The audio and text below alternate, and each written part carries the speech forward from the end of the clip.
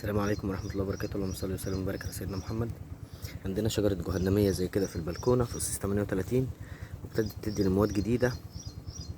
طب أنا لو عايز الشجرة دي تطول وتمد معايا هشيل كل النموات الجانبية اللي تحت، يعني كل اللي طالع ده هيتشال.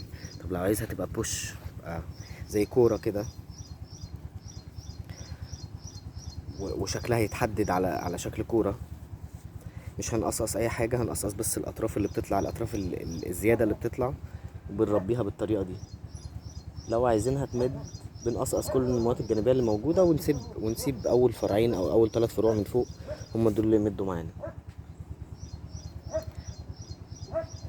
الكلام ده ينطبق كمان على الباشن فروت، ينطبق على نباتات كتير، اي معترشات، اي نباتات معترشات بتطلع، عايزها تطلع على تكعيبه، عايزها تمد معايا، بشيل كل النموات الجانبيه اللي موجوده دي بنفس الشكل علشان خاطر الغذاء يطلع لفوق،